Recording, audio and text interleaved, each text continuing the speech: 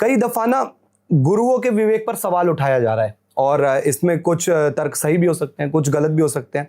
मैं आपका इसमें जानना चाहूँगा, आई थिंक मैं कोट करूँगा सीधे बयानों को, क्योंकि अभी ये जो मुद्दा है बहुत ज़्यादा इस पर लोग बात भी कर रहे हैं।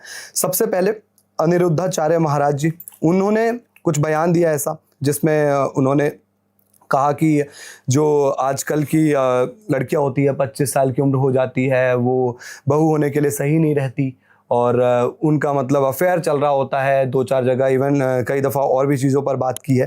तो उसके बाद प्रेमानंद महाराज जी, उनका भी एक बाद में बयान आया जिसमें उन्होंने कहा कि 100 में से सिर्फ 2-4 लड़कियां पवित्र होती है।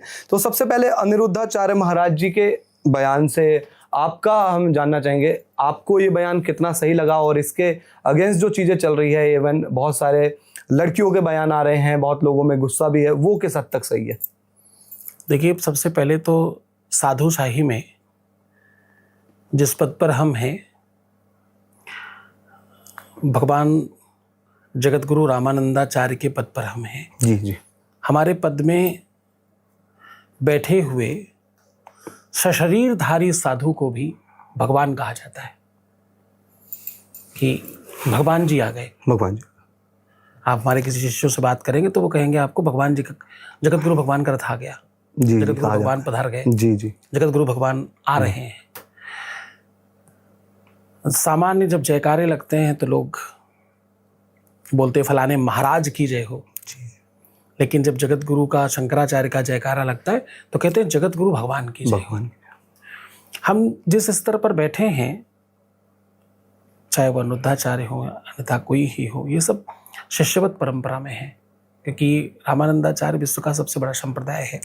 इसमें तुलसीदास जी भी, कबीरदास जी भी, सूरदास जी भी, मलुकदास भी, रविदास भी इनके शिष्य हैं।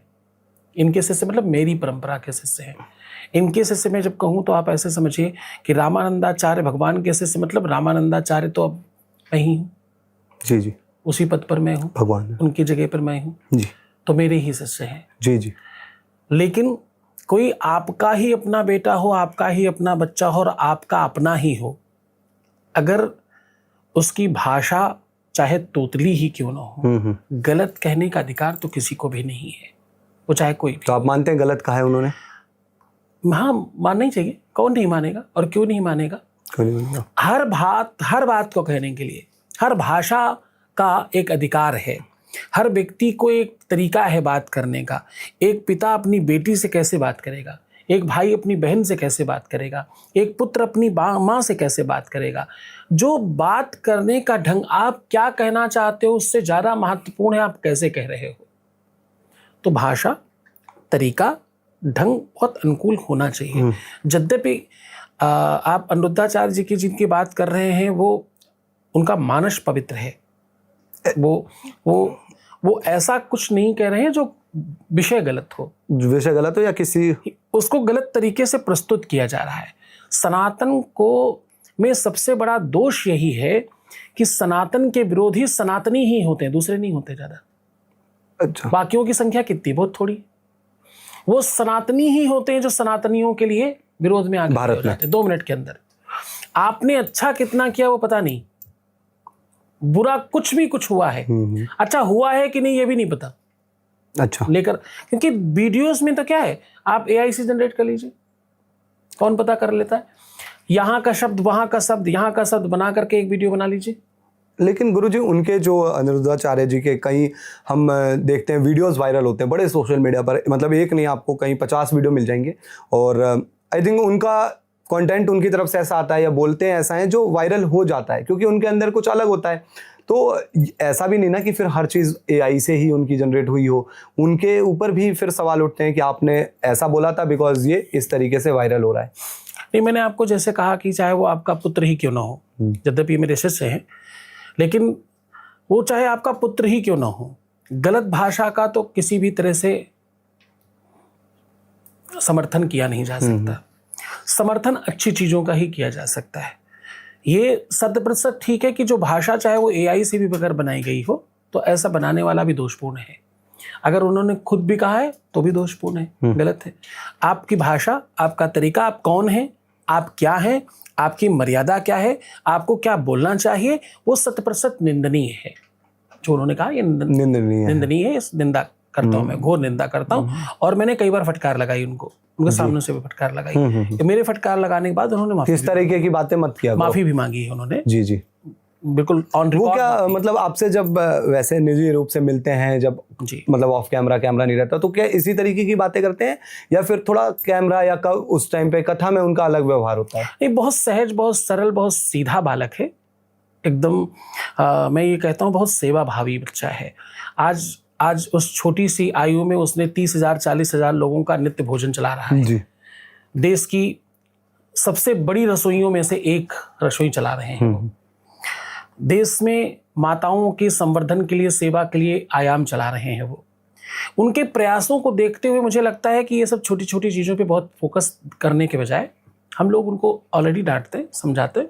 कहीं कुछ गलतियां हुई हो तो उनको आगे बढ़ाया जाए। जितना उनकी निंदा मैं करता हूं उससे 1 लाख करोड़ गुना ज्यादा मैं निंदा उनकी करता हूं, जो मूर्ख आकर टेलीविजन पे आके संतों के प्रति, साधुओं के प्रति अभद्र भाषा बोलने लगते हैं। क्योंकि देखिए, आपको किसने अधिकार ये दिया कि आप अनाप शनाप या गलत भाषा का हो उपयोग सकता है करें? कदाचित कोई आवेग में आके, आवेश में आकर, किसी संदर्भ में आकर कुछ गलत बोल गया, उसे माफी मांगनी चाहिए, माफी मांगेगा आकर। पर हु आर यू, तुम कौन हो? तुम कोर्ट हो, तुम कचहरी हो, तुम न्यायालय हो, तुम पुलिस स्टेशन हो, तुम राज्यपाल हो। हु आर यू, तुम कौन हो? तुम कौन होते ये बात बोलने वाले कि मैं तुम्हें ये करूंगा या अथवा ऐसा करूंगी या कोई भी ऐसा, कोई भी। तो मुझे लगता है वो बड़ा निंदनीय है। हम सनातनियों के लिए उनकी कथा में 20,000 50,000 लोग, 1 लाख लोग आकर के बैठते हैं। ऐसे इतने बड़े इन्फ्लुएंसर्स को, जो आध्यात्मिक इन्फ्लुएंसर है ना, जी जी, ऐसे इतने बड़े श्रेष्ठ व्यक्ति को आप कुछ भी कैसे कह लेंगे? ये भी तो गलत है ना। बिल्कुल। तो दोनों ही निंदा का मतलब दोनों तरफ, एक तरफ उनके बयान भी गलत है, क्योंकि इस तरीके से भाषा नहीं बोलनी चाहिए। अपनी जो भी आप बात कहना चाहते हो, अपनी भाषा, मर्यादा अपनी में गरिमा, अपनी महिमा को ध्यान रखते हुए उस तरीके से कहना चाहिए। चाहे वो प्रेमानंद जी हो और चाहे अनिरुद्धाचार्य जी हो। यद्यपि प्रेमानंद जी की भाषा बहुत सधी हुई है, वो अपनी बात जरूर कहते हैं। जो सत्य है साधुओं को कहना भी चाहिए। वो साधुओं की तो रहनी ऐसी है कि मैं आईना हूं समाज का, जवाबदेही है हमारी। बुरा लग जाए तो सामने से हट जाइए, मत सुनिए। कोई जबरदस्ती तो कह नहीं रहा, आपको सुनना ही है। जो सत्य है, जो यथार्थ है, जो वास्तविक है, उसे कहना तो किसी न किसी को पड़ेगा। आज इस बात से कौन इनकार कर सकता है कि समाज में कुछ % गड़बड़ तो हो रहा है। उसमें स्त्री पुरुष कोई नहीं, दोनों ही। एक कैसे गलत होता है? ताली एक हाथ से तो बजती नहीं। जी जी, आप स्त्रियों और पुरुषों को एक करके मत बोलिए, दोनों ही गलत।